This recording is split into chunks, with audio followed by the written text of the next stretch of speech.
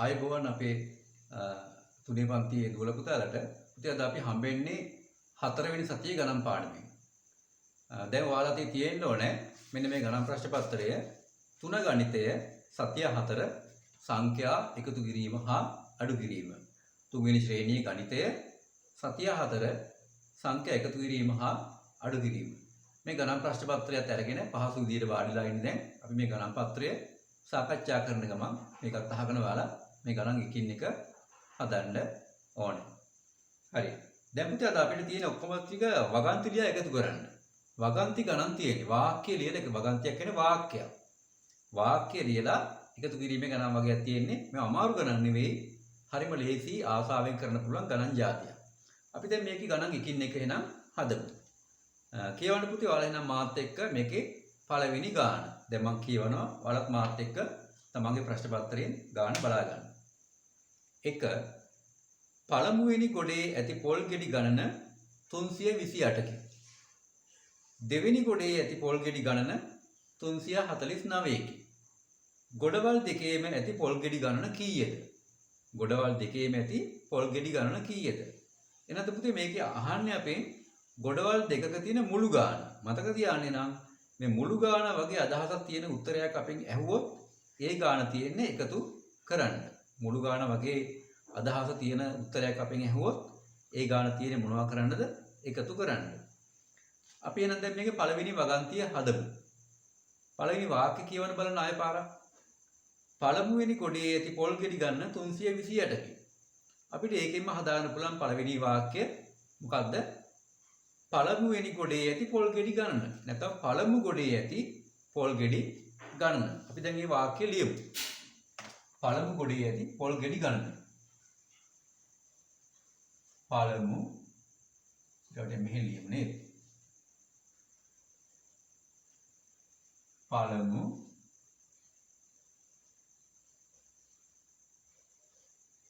ගොඩේ ඇති පොල්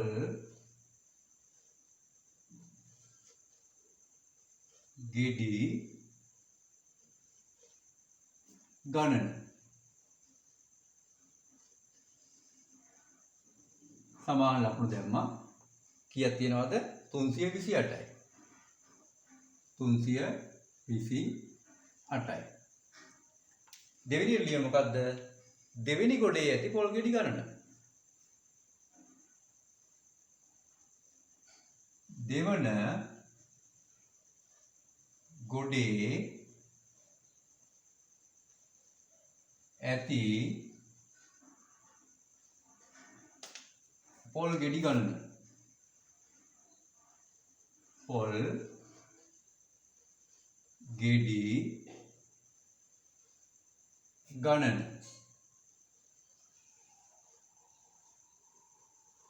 සමාන ලකුණු දැම්මා. කීයක් තියෙනවද දෙවෙනි කොටේ? 349යි. 49. අපෙන් අහන්නේ මොකද්ද? ගොඩවල් දෙකේම ඇති පොල් ගෙඩි ගණන. එන එක ලියන්න. ගොඩවල් දෙකේම ඇති පොල් ගෙඩි ගණන. ගොඩවල් දෙකේ ඇති පොල් ගෙඩි ගණන.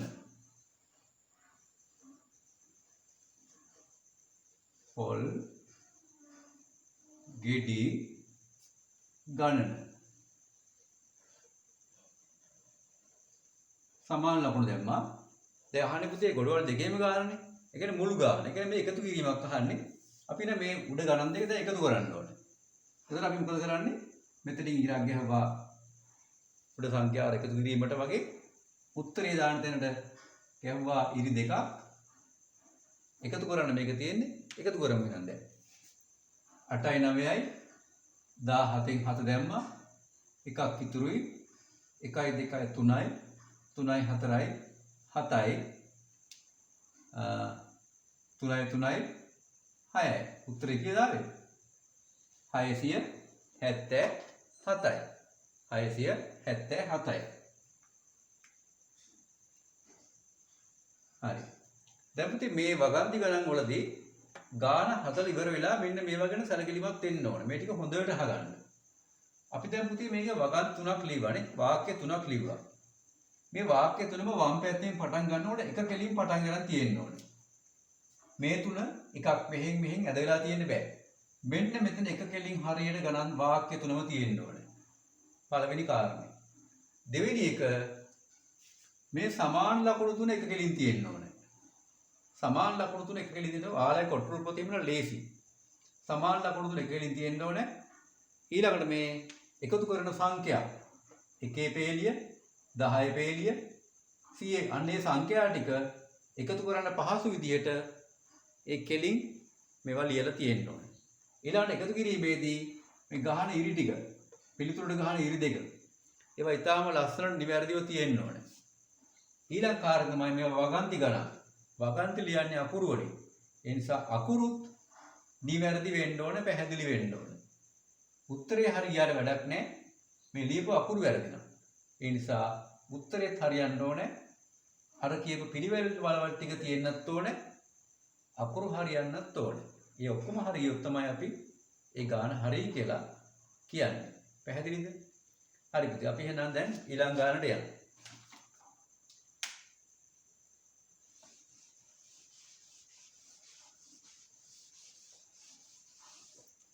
හරි බලමු දැන් දෙවෙනි ගාන කියවලා. ක්‍රිකට් කණ්ඩායමක් පළමුවෙනි ඉනිමේදී ලැබූ ලකුණු ගණන 447කි. දෙවෙනි ඉනිමේදී ලැබූ ලකුණු ගණන 327කි. ඉනිම් දෙක අවසානයේ ලැබූ මුළු ලකුණු ගණන කීයද? දැන් පුතේ මේ වාක්‍ය අපි මේ ක්‍රිකට් කණ්ඩායමක් කියලා තිබ්බට අපි ඔක්කොම වචන මේ වාක්‍ය වල ලියන්න යන්නේ නැහැ. එතකොට අපිට මේක ඉඩමදි වෙනවා. ඒ නිසා මේක ලියන්නේ මොකද්ද? මුලින්ම ලියන්නේ පළමුවෙනි ඉනිමේ ලැබූ ලකුණු. මේක ලැබූ ලකුණු ගණන ඔක්කොම ඕවල් ඕනේ නැහැ. එහෙනම් මොකද පළමුවෙනි ඉනිමේදී ලැබූ ලකුණු ගණන. අපි ඒක ලියමු දැන්. පළමු අපි මෙහෙම ලියන්නේ පළමු නේද? පළමු ඉනිමේදී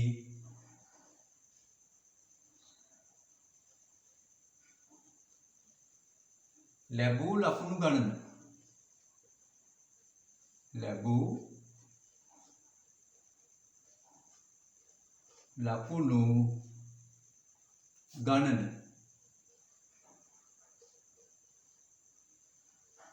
සමාන ලකුණු දැම්මා. කීයක් ගත්තද? 447යි. 447යි.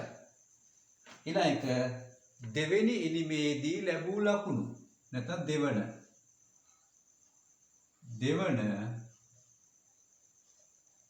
ඉනිමේදී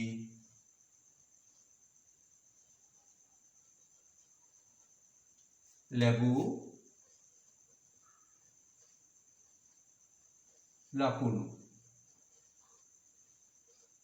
ලකුණු ගණන කීයද? සමාන ලකුණු දැම්මා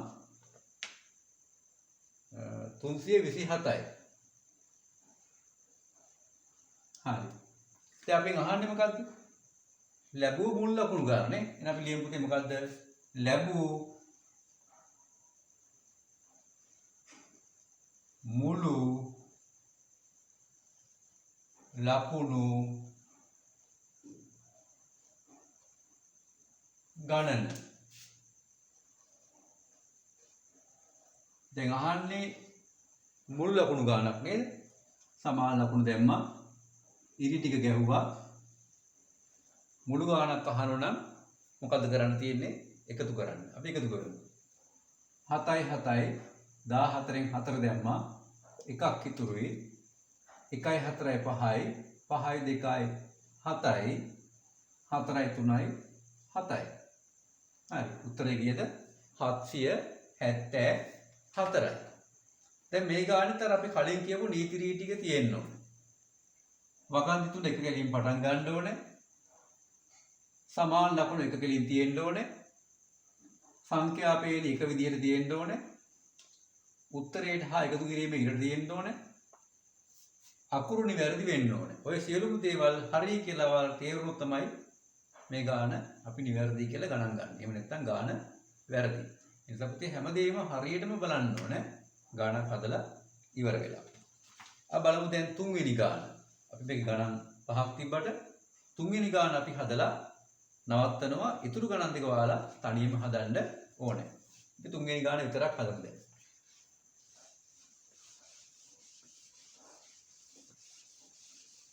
තුන්වෙනි ගාන මුලින් පුතේ කියවමු දැන්. මොකක්ද තියෙන්නේ තුන්වෙනි ගාන? චාරිකාවකට සහභාගී වූ පළමුවෙනි ශ්‍රේණියේ සිසුන් ගණන 229කි. දෙවන ශ්‍රේණියේ සිසුන් ගණන 315කි. චාරිකාවට සහභාගී වූ මුළු සිසුන් ගණන කීයද? හරි පුතේ. එහෙනම් අපි දැන් මේක ලියමු බලන්න. චාරිකාවට ගිහිල්ලා චාරිකා කියන ඒවා ලියන්න ඕනේ නැහැ වාක්‍ය වලට. අවශ්‍ය කොටස විතරක් ඊටාම කෙටියෙන් සරලව පැහැදිලිව ලියන්න. චාරිකාවක් ගියානේ. ඒකට අපි ගියේ කවුද? පළවෙනි ශ්‍රේණියයි දෙවෙනි ශ්‍රේණියයි. එහෙනම් අපි මුලින්ම ලියනවා පළවෙනි ශ්‍රේණියේ සිසුන් ගණන. එච්චරයි.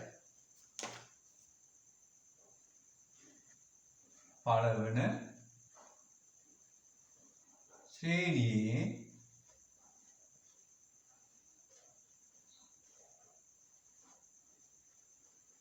සිසුන් ගණන.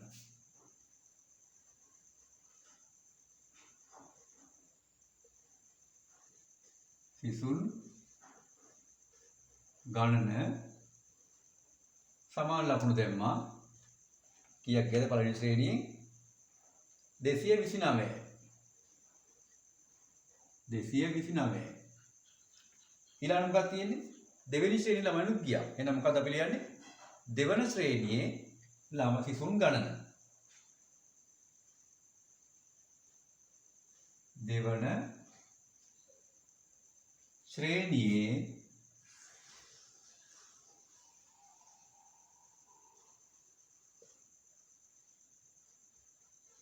සිසුන්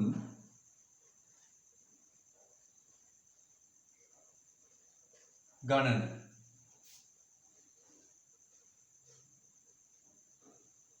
සමාන ලකුණු දැම්මා. කීයක් ගියා දෙවෙනි ශ්‍රේණියෙන්? 315යි. අපි මොකක්ද අහන්නේ? සහභාගී වූ මුළු සිසුන් ගණන. එහෙනම් මොකද්ද අපි ලියන්නේ? මුළු සිසුන් ගණන නැත්නම් සහභාගී වූ මුළු සිසුන් ගණන.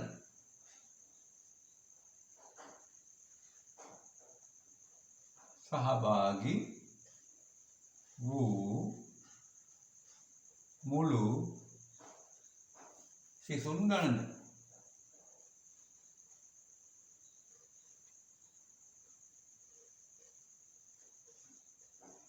මොකද කරන්න තියන්නේ? දෙවන ශ්‍රේණියයි පළවෙනි ශ්‍රේණියයි මොකද කරන්න තියෙන්නේ? එකතු කරන්න තියෙන්නේ. අපි එකතු කරගන්න. සමාන ලකුණු දැම්මා.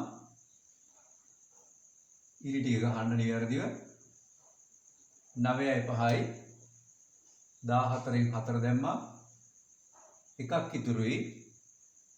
1යි 2යි 3යි 3යි 1යි 4යි 2යි 3යි 5යි. පිට උත්තරය 544යි. හරි පුතේ. දැන් මේකෙත් හදලා ඉවර වෙලා බලන්න ඕනේ මොකද්ද? අර කියපු නීති රීති. වම් පැත්තේ පේන එක කලින් පටන් ගන්න ඕනේ. සමාන ලකුණු එක කලින් තියෙන්න ඕනේ. සංඛ්‍යා එක කලින් තියෙන්න ඕනේ. එකතු කරන්න පහසු වෙන්න. අක්ෂර වින්‍යාසය නිවැරදි වෙන්න ඕනේ. ඔය ටික හරිනම් ගාන හරි. අපි දැන් හතරවෙනි ගාන කියවමු. බෝඩ් එකේ හදන්නේ නැහැ. පාසලක 3 වන ශ්‍රේණියේ ළමයි 256ක්ද 4 වෙනි ශ්‍රේණියේ ළමයි 328ක්ද සරම සංදර්ශනයකට සහභාගී වූහ. සහභාගී වූ මුළු සිසු ළමයි ගණන කීයද? එහෙනම් මොකද ලියන්නේ? 3 වන ශ්‍රේණියේ ළමයි ගණන සමාන ලකුණු දාලා ඒ ගාන දාන්න. 4 වෙනි ශ්‍රේණියේ ළමයි ගණන සමාන ලකුණු දාලා දාන්න. ඊළාට මුළු ළමයි ගණනට සහභාගී වූ මුළු ළමයි ගණන. එච්චරයි. ඊට පස්සේ අර එකතු කිරීම ටික කරලා සමාන ලකුණු දාලා ඒ ගණන් ටික හදන්න පුළුවන් ගානනේ. පස්වෙනි ගාන එක් පැකට්ටුවක පබළු 108ක්ද තවත් පැකට්ටුවක පබළු 141ක්ද ඇත. පාර්සල් දෙකේම ඇති මුළු පබළු ගණන කීයද? ඒකත් අමාරු ගානක් නෙවෙයි. පළවෙනි වාක්‍යය ලියන්නේ මොකද්ද? එක් පැකට්ටුවක ඇති පබළු ගණන සමාන ලකුණු දාලා ඒ ප්‍රමාණය දාන්න. ඊළඟ වාක්‍ය තවත් පැකට්ටුවක ඇති පබළු ගණන සමාන ලකුණු දාලා එක කරන්න. ඊට පස්සේ මුළු පබළු ගණන කියලා ලියලා සමාන ලකුණු දාලා ඒ ගාන හදන්න. හරි පුතේ. දැන් මේ විදිහට මේ ගණන් ඔක්කොම ටික හදන්න ඕනේ. මතක තියාගන්න හදලා ඉවරලා මේවා අකුරුත් කියවන්න පුළුවන් වෙන්න ලියන්න ඕනේ. හරි. එහෙනම් අපි දැන් මේකේ ඊළඟ පුතේ තියෙනවා දෙවෙනි පැත්තේ මොකක්ද තියෙන්නේ? අඩු කිරීමේ ගණන් වගයක්. ඒකත් වගන්ති ලියන්න තියෙන්නේ. අපි දැන් ඒකිනුත් ගණන් 6ක් තියෙනවා. 6න් 3ක් හදමු. ඉතුරු තුන ඔයාලා තනියම හදන්න ඕනේ. පළවෙනි ටික හොඳට ඉගෙනගෙන. හරි. මම දැන් බෝඩ් එක මකනවා. බලමු ඊළඟ පැත්තේ පළවෙනි ගාන මොකක්ද කියලා. මොකක්ද තියෙන්නේ මුලින්ම ගාන? සාමාලඟ රමුටන් 25ක් තිබුණි. ඇයි 13ක් නංගීට දුන්නාය. සාමාලඟ ඉතුරු රමුටන් ගණන කීයද? හරි. එහෙනම් පුතේ මොකද්ද කියන්නේ? සාමාලඟ රමුටන් තිබ්බ 25ක්. එහෙනම් මොකද්ද ලියන්නේ? සාමාලඟ තිබූ රමුටන් ගණන. ලියමු දැන්. සාමා ළඟ තිබූ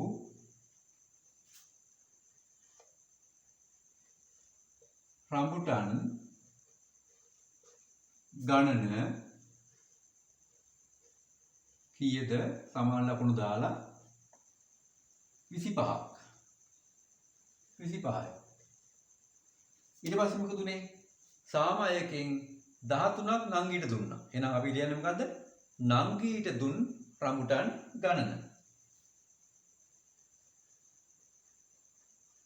නංගීට දුන්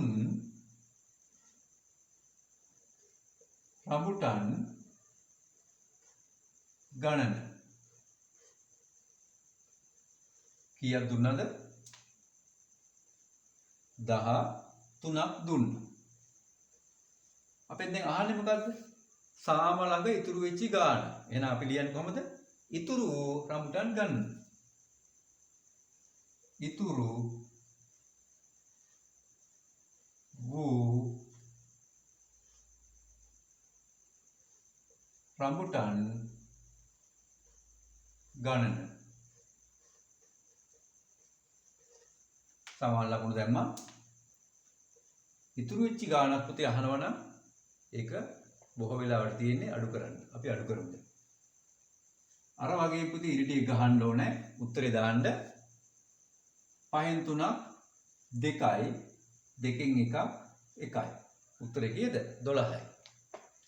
දැන් පුතේ මේ ගණන් වලත් අර කලින් තියපු නීති රීතික තියෙන්න ඕනේ. වම් පැත්තෙන් පේන එක කෙලින් තියෙන්න ඕනේ. සමාන ලකුණු එක කෙලින් තියෙන්න ඕනේ. ඉලක්කම් පේන එක කෙලින් තියෙන්න ඕනේ. අකුරු නිවැරදි වෙන්න ඕනේ.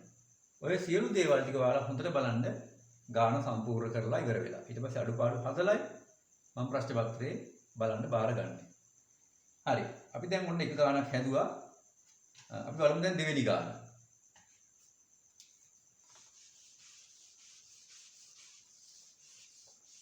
මොකක්ද දෙවෙනි ගාන තියෙන්නේ? මොවිදු ළඟ රතු සහ නිල් පෑන් 29ක් තිබේ. රතු පෑන් ගණන 16 නම් නිල් පෑන් ගණන කීයද? කොහොමද අපි ලියන්නේ මුල්ම වගන්තිය? දැන් පුතේ මේකේ මොවිදු කියලා ළමයෙක් ඉන්නව නේද? මොකක්ද අපි ලියන්නේ එතකොට? එයා ගාව තියෙන රතු හා නිල් පෑන් නේද ලියන්නේ? මොවිදු ළඟ ඇති රතු හා නිල් පෑන් ගණන. මොවිදු ළඟ ඇති රතු හා නිල් පෑන් ගණන.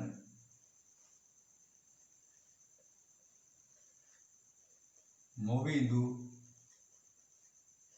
ළඟ ඇති රතු හා නිල් පෑන් ගණන.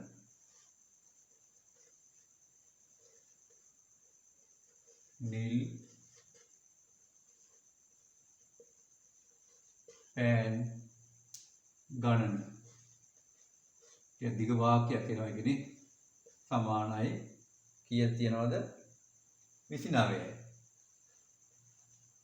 ඊට පස්සේ ඒකෙන් මොකද ලියන්නේ? රතු පෑන් තියෙනවා. එහෙනම් මොකද අපි ලියන්නේ? රතු පෑන් ගණන.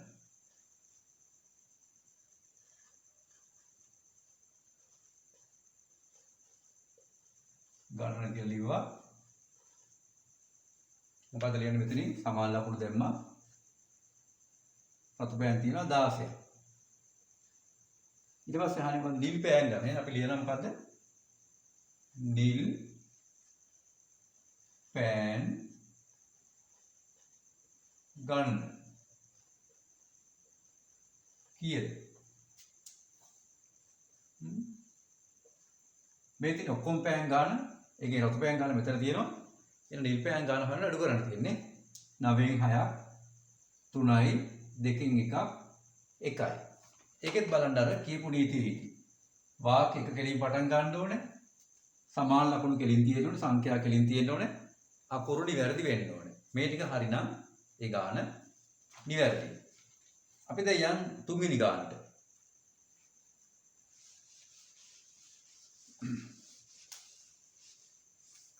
තුන්වෙනි ගාන පුතේ අපි කියවමු බලන්න මුලින්ම. පන්තියක සිටින සිසුන් ගණන 46කි. අද පැමිණ ඇත්තේ 36කි. නොපැමිණි සිසුන් ගණන කීයද? එහෙනම් මුලින්ම ලියමු මොකද මුල්ම පන්තියේ තියෙන්නේ? පන්තියක ඉන්න සිසුන් ගණන. එහෙනම් පන්තියක සිටින සිසුන් ගණන.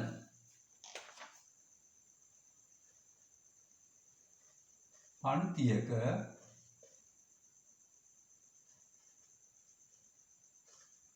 සිටින සිසුන් ගණන.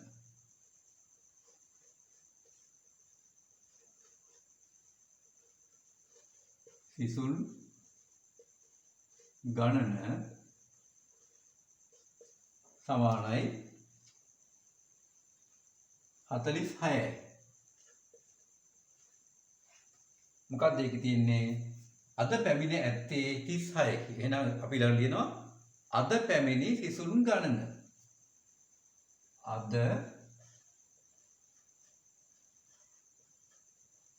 පැමිණි සිසුන්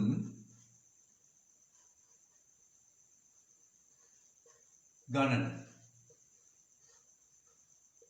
කීයද පැමිණි ගණන?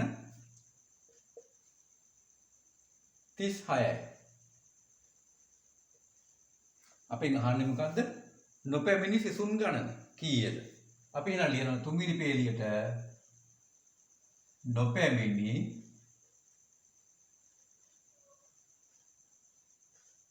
සිසුන්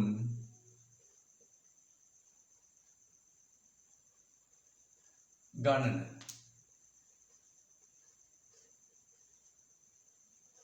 සමාන ලකුණු දැම්මා. අඩු කරන්න තියෙන්නේ මෙතන.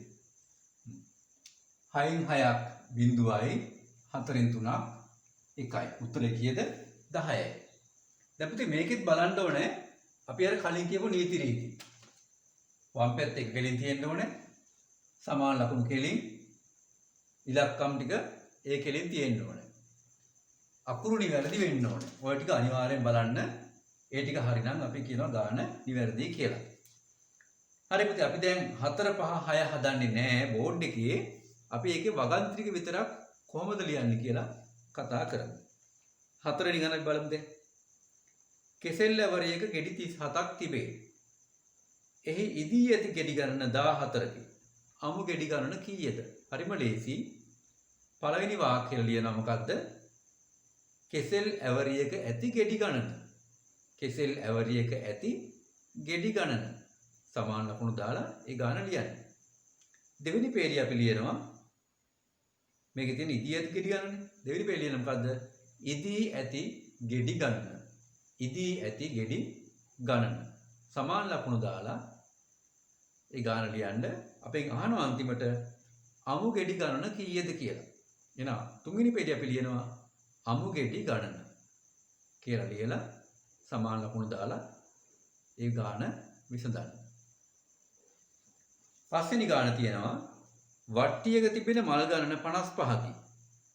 මුළු මල් ගණන 96ක් වීමට තව මල් කීයක් වට්ටියට දැමිය යුතුද?